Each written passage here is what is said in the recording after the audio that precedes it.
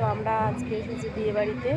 তো এখন খাওয়া দাওয়া করলাম, খাওয়া দাওয়া পরে এখন একটু দাঁড়িয়ে আছি, দাঁড়িয়ে তোমাদের পুরোটাই দেখাবো যে কীরকম কী সাজিয়েছে না সাজিয়েছে এই জায়গাটা। আর এই জায়গাটা তোমরা স্পেশালি খুব ভালো করে চিনতে পারবে, আর এমনি বলবো যে এই জায়গাটা কোন জায়গাটা।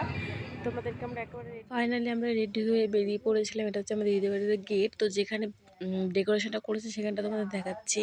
এটা হচ্ছে আইডিয়া মাঠ, যেখানটা আমাদের বৌমনিকে বসানো হবে সেখানটা ডেকোরেশনটা কীরকম করেছি তোমাদেরকে দেখাচ্ছি।